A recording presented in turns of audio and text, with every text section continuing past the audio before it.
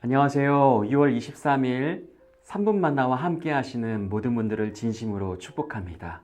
오늘 말씀은요, 고린도전서 14장 20절에서 40절의 말씀인데요. 여기에는 어저께에 이어서 방언과 예언의 은사에 대한 사도 바울의 권면의 말씀이 기록되어 있습니다. 먼저 오늘의 핵심 말씀은 가장 마지막 절인 40절의 말씀인데요. 모든 것을 품위 있게 하고 질서 있게 하라 라고 그렇게 권면하고 있습니다. 이렇게 권면할 수 있는 이유는요, 33절 말씀 때문인데, 하나님은 무질서의 하나님이 아니시요 오직 화평의 하나님이시라. 하나님께서 질서의 하나님이시기 때문에 그렇습니다.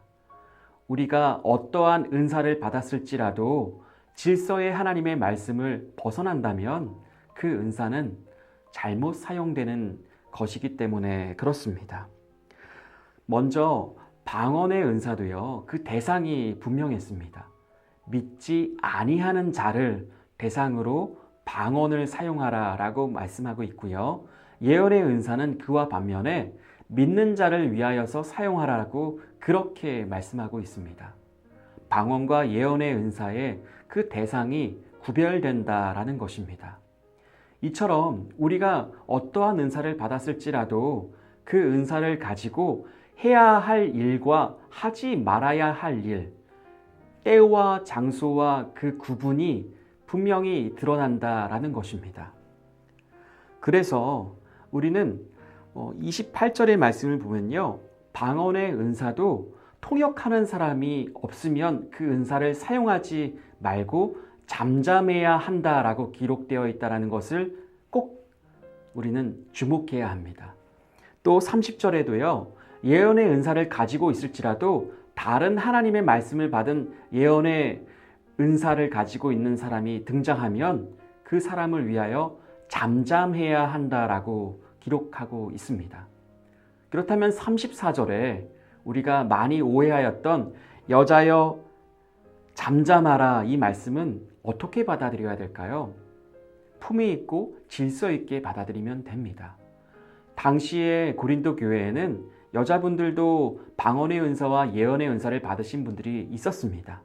하지만 그 은사를 가지고 잠잠해야 할 때를 구별하지 못하고 자신에게 지금 하나님의 말씀이 임하였다고 예배 중에 회중들 앞에서 하나님의 말씀을 갑자기 전했던 여자분들이 계셨습니다.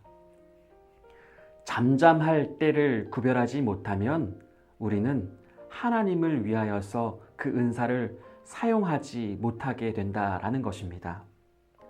은사는 하나님을 위한 것입니다.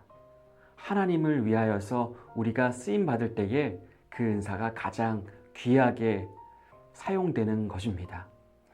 하나님께서는 우리가 하나님의 말씀에 순종하여서 하나님의 이름을 높여드리는 그런 귀한 하루를 살기를 원하십니다. 이 말씀을 함께하는 모든 분들에게 그런 귀한 하루가 허락되어지기를 간절히 축복합니다. 하나님, 우리에게 주신 하나님의 말씀을 온전히 나를 향한 하나님의 음성으로 듣게 하시고 때와 장소를 따라서 하나님께서 말씀하신 대로 순종하며 하나님의 이름을 높여드릴 수 있는 우리 모두가 되게 하여 주시옵소서. 예수님의 이름으로 기도드립니다. 아멘.